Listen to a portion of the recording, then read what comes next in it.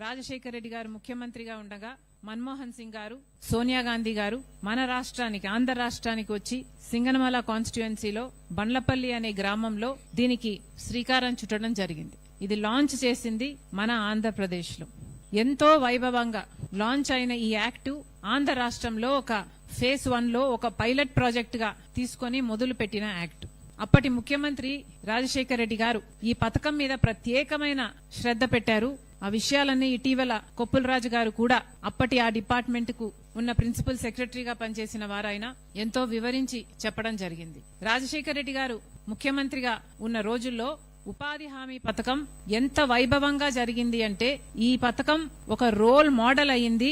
మిగతా ఫేజ్ 2 లో మిగతా రాష్ట్రాలన్నీ కూడా లాంచ్ చేయటానికి విధి విధానాలు తయారు చేయటంలో ఆంధ్ర రాష్ట్రం రాజశేఖర రెడ్డి గారు గొప్ప పాత్ర వహించడం జరిగింది.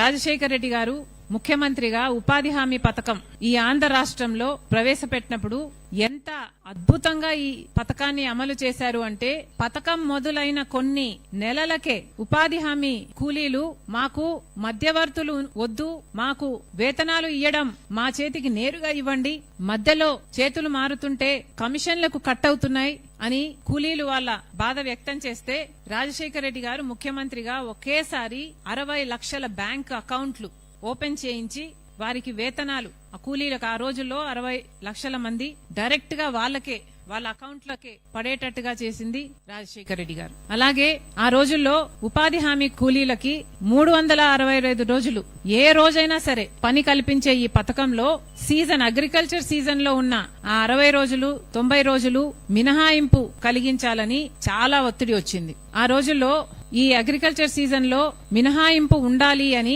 పెద్ద పెద్ద నాయకులు కూడా చెప్పడం జరిగింది. అంతేకాదు ఇలా మినహాయింపు లేకపోతే కూలీలకు ఇచ్చే కూలీ డబ్బులు మేము ఎక్కువ ఇవ్వాల్సి వస్తుంది అని వాళ్ళు అడిగితే రాజశేఖర రెడ్డి గారు అన్నారు మాట, లేదు కూలీలకి ఇంకొక ఆప్షన్ ఉంది అంటే కూలీలకి బార్గెనింగ్ పవర్ ఉన్నట్టు ఉపాధి హామీ పథకం, ఉపాధి హామీ పనులు ఉన్నాయి అంటే కూలీలకు ఒక భరోసా ఉంటుంది, మాకు ఈ పని కాకపోతే ఆ పని చేసుకోవచ్చు అన్న భరోసా ఉంటుంది. అంటే వ్యవసాయదారులు అందరూ లేదు మాకు కూలీ డబ్బులు ఎక్కువ అవుతాయి అప్పుడు, ఎందుకంటే మేము మ్యాచ్ చేయాల్సి వస్తుంది ఉపాధి హామీ వేజెస్ తో అని అంటే రాజశేఖర రెడ్డి గారు ససేమిరా వీల్లేదన్నారు. దాంతో వ్యవసాయదారులు చాలా మంది అలిగి ఒక సీజన్ బాయ్కాట్ కూడా చేశారు. చేసినా రాజశేఖర రెడ్డి గారు లొంగలేదు. ఎట్లయినా సరే బార్గెనింగ్ పవర్ కూలీల చేతుల్లో ఉండాల్సిందే అని 60 రోజులు అగ్రికల్చర్ సీజన్ లో మినహాయింపు ఇవ్వలేదు రాజశేఖర రెడ్డి గారు. అదే ఒక విధి విధానంగా మారింది మన్రేగా యాక్ట్ ఉపాధి హామీ స్కీమ్ లో. అలాగే రాజశేఖర రెడ్డి గారు మన్రేగా స్కీమును అమలు పరిచినప్పుడు, ఉపాధి హామీ స్కీమును అమలు పరిచినప్పుడు సోషల్ ఆడిట్ అంటే ఈ స్కీమ్ బాగా జరుగుతుందా లేదా అన్నది, ఫీల్డ్ ఆఫీసర్లు సరిగా చేస్తున్నారా లేదా అన్న విషయం బయట ఎవరో వచ్చి ఆడిట్ చేయటం కాదు, కార్మికులే అంటే కూలీలే, ఏ గ్రామానికి సంబంధించిన కూలీలే ఆడిట్ చేసుకోగలగాలి.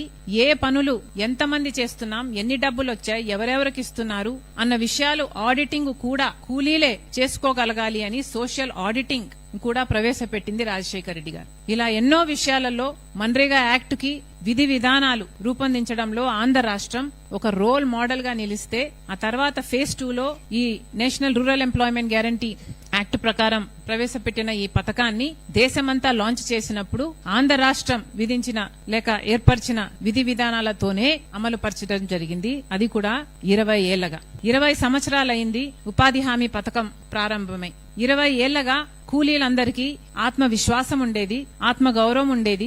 ఎంతో మంది ఉపాధి హామీలో పాల్గొన్నారు. మన దేశంలో అయితే కోట్ల మంది ఉన్నారు. ఇంతమంది వాళ్ళ జీవితాలను మెరుగుపరుచుకోగలిగారు, వాళ్ళ బిడ్డలను చదివించుకోగలిగారు, వాళ్ళకి బయింగ్ పవర్ పెరిగింది, విలేజెస్ లో ఎకనామిక్ యాక్టివిటీ పెరిగింది. ఇలా ఎన్నో విధాలుగా ఉపాధి హామీ పేద ప్రజలకు, పేద కూలీలకు ఒక ఆసరాగా నిలబడింది. కానీ బీజేపీ ప్రభుత్వం పుట్టిందే సర్వనాశనం చేయటానికి, కాబట్టి ఈ పథకాన్ని కూడా నాశనం చేయటానికి పూనుకున్నారు.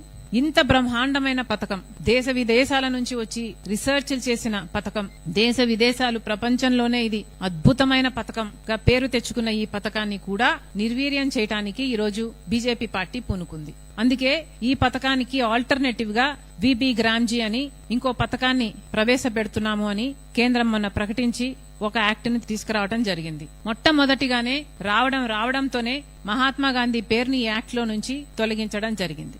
మహాత్మా గాంధీ గారు ఎవరండి? మహాత్మా గాంధీ గారు మన దేశానికి స్వాతంత్రం తెచ్చిన వారు.